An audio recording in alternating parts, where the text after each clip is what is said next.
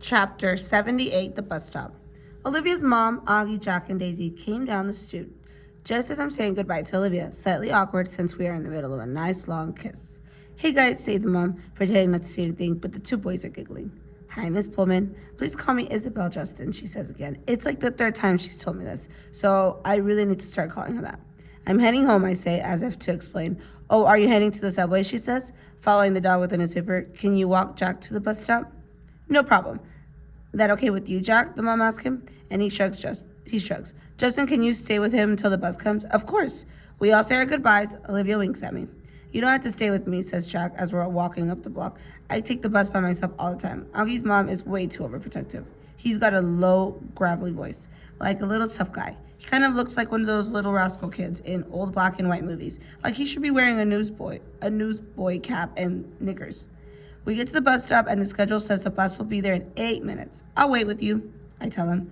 Up to you, he shrugs. Can I borrow $1? I want some gum. I fish $1 out of my pocket and watch him cross the street to the grocery store on the corner. He seems too small to be walking around by himself somehow. Then I think how I was when I can't read today. Then I think how I was that young when I was taking the subway by myself. Way too young. I'm going to be an overprotective dad someday. I know it. My kids are going to know I care. I'm waiting there a minute or two when I notice 3 kids walking up the block from the other direction. They walk right past the grocery store, but one of them looks inside and nudges the other 2, and they all back up and look inside. I can tell they're up to no good, all elbowing each other, laughing. One of them is Jack's height, but the other 2 look much bigger, more like teens. They hide behind the fruit stand in front of the store, and when Jack walks out, they trail behind him, making loud throw-up noises. Jack casually turns around at the corner to see who they are, and they run away, high-fiving each other and laughing. Little jerks. Jack crosses the street like nothing happened and stands next to me at the bus stop, blowing a bubble. Friends of yours? I finally say. Ha, he says. He's trying to smile, but I can see he's upset. Jack, just some jerks from my school, he says. A kid named Julian and his 2 gorillas, Henry and Miles. Do they bother you like that a lot? No, they've never done that before. They'd never do that in school or they'd get kicked out. Julian doesn't even live around here, so I guess it was just bad luck running into him. Oh, okay, I nod. It's not a big deal, he assures me. We both automatically look down at First Avenue to see if the bus is coming.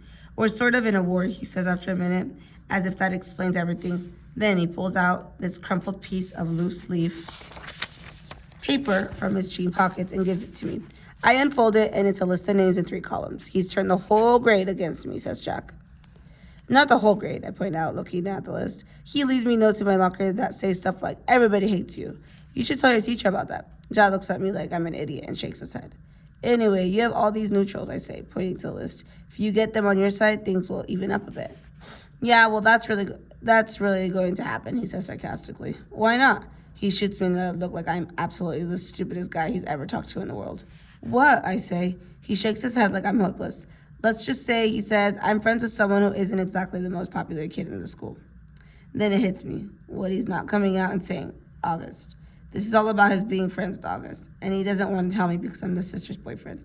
Yeah, of course, makes sense. We see the bus coming down First Avenue. Well, just hang in there, I tell him, handing back the paper. Middle school is about as bad as it gets, and then it gets better. Everything will work out. He shrugs and shoves the list back into his pocket. We wave by when he gets on the bus, and I watch it pull away. When I get to the subway station 2 blocks away, I see the same 3 kids hanging out in front of the bagel place next door. They're still laughing and yucking each other like they're some kind of gangbangers, little rich boys in expensive skinny jeans acting tough. Don't know what possesses me, but I take my glasses off, put them in my pocket, and tuck my fiddle case under my arm so the point side is facing up. I walk over to them, my face scrunched up, mean looking. They look at me, laughs dying on their lips when they see me. Ice cream cones at odd angles. Yo, listen up. Don't mess with Jack, I say really slowly, gritting my teeth, my voice all Clint Eastwood tough guy. Mess with him again, and you'll be very, very sorry. And then I tap my fiddle case for effect. Got it? They nod in unison, ice cream dripping onto their hands. Good. I nod mysteriously, then sprint down the subway 2 steps at a time. Rehearsal. The play is taking up most of my time as we get closer to opening night. Lots of lines to remember. Long monologues where it's just me talking. Olivia had this great idea, though, and it's helping. I have my fiddle with me on stage and play it a bit while I'm talking. It's not written that way, but Mr. Davenport thinks it adds an extra folksy element to have the stage manager plucking on a fiddle. And for me, it's so great because whenever I need a second to remember my next line, I just start playing a little Soldier's Joy on my fiddle, and it buys me some time. I've gotten to know the kids in this show a lot better, especially the pink-haired girl who plays Emily. Turns out she's not nearly as stuck up as I thought she was, given the crowd she hangs out with. Her boyfriend's this built jock who's a big deal in the varsity sports circuit at school. It's a whole world that I have nothing to do with. So I'm kind of surprised that this Miranda girl turns out to be kind of nice. One day, we're sitting on the floor backstage waiting for the tech guys to fix the main spotlight. How long have you and Olivia been dating? She asks out of the blue. About 4 months now, I say. Have you met her brother? She says casually. It's so unexpected that I can't hide my surprise. You know Olivia's brother, I ask. Via didn't tell you. We used to be good friends. I've known Augie since he was a baby. Oh, yeah, I think I knew that, I answer. I don't want to let on that Olivia had not told me any of this. I don't want to let on how surprised I am that she called her Via. Nobody but Olivia's family calls her Via. And here's this pink-haired girl, who I thought was a stranger, is calling her Via. Miranda laughs and shakes her head, but she doesn't say anything. There's an awkward silence, and then she starts fishing through her bag and pulls out her wallet. She rifles through a couple of pictures and then hands one to me. It's of a little boy in a park on a sunny day. He's wearing shorts and a t-shirt and an astronaut helmet that covers his entire head. It was like 100 degrees that day, she says, smiling at the picture. But he wouldn't take that helmet off for anything. He wore it for like 2 years straight, in the winter, in the summer, at the beach. It was crazy. Yeah, I've seen pictures in Olivia's house. I'm the one who gave them that helmet, she says. She sounds a little proud of that. She takes the pictures and carefully inserts it back into her wallet. Cool, I answer. So you're okay with it, she says, looking at me. I look at her blankly. Okay with what? She raises her eyebrows like she doesn't believe me. You know what I'm talking about, she says, and takes a long drink from her water bottle. Let's face it, she continues, the universe was not kind to Augie Pullman.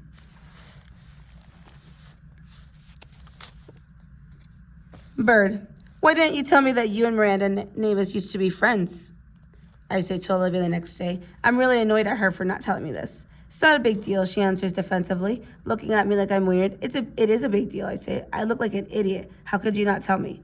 You've always acted like you don't even know her. I don't know her, she answers quickly. I don't know who that pink-haired cheerleader is. The girl I knew was a total dork who collected American Girl dolls. Oh, come on, Olivia. You come on. You could have mentioned it to me at some point, I say quietly, pretending not to notice the big fat tear that's suddenly rolling down her cheek. She shrugs, fighting back bigger tears. It's okay, I'm not mad, I say, thinking the tears are about me. I honestly don't care if you're mad, she says spitefully. Oh, that's real nice, I fire back. She doesn't say anything. The tears are about to come. Olivia, what's the matter, I say. She shakes her head like she doesn't want to talk about it, but all of a sudden the tears start rolling a mile a minute. I'm sorry, it's not you, Justin. I'm not crying because of you, she finally says to her tears. Then why are you crying? Because I'm an awful person. What are you talking about? She's not looking at me, wiping her tears with the palm of her hand. I haven't told my parents about the show, she says quickly. I shake my head because I don't quite get what she's telling me. That's okay, I say. It's not too late. There are still tickets available.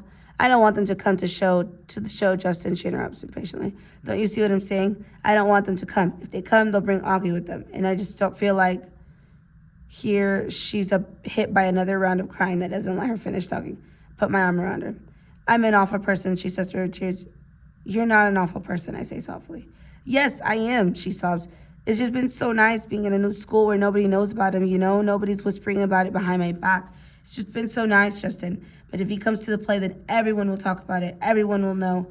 I don't know why I'm feeling like this. I swear I've never been embarrassed by him before. I know, I say, soothing her. You're entitled, Olivia. You've dealt with the law your whole life. Olivia reminds me of a bird sometimes, how her feathers get all ruffled when she's mad, and when she's fragile like this. She's a little lost bird looking for its nest, so I gave her my wing to hide under. The universe. I can't sleep tonight. My head is full of thoughts that won't turn off. Lines from my monologues, elements of the periodic table that I'm supposed to be memorizing through. I'm supposed to be understanding. Olivia, Augie. Miranda's words keep coming back. The universe was not kind to Augie Pullman. I'm thinking about that a lot and everything it means. She's right about that. The universe was not kind to Augie Pullman. What did that little kid ever do to deserve his sentence? What did the parents do? Or Olivia?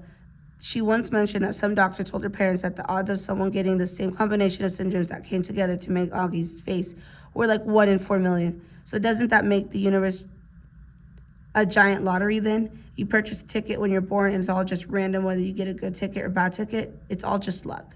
My head swirls on this, but then softer thoughts soothe. Like a flattered third on a major chord. No, it's not all random. If it really was all random, the universe would abandon us completely. And the universe doesn't. It takes care of its most fragile creatures in ways we can't see, like with parents who adore you blindly, and a big sister who feels guilty for being human over you, and a little gravelly-voiced kid whose friends have left him over you, and even a pink-haired girl who carries you a picture in her wallet. Maybe it is a lottery, but the universe makes it all even.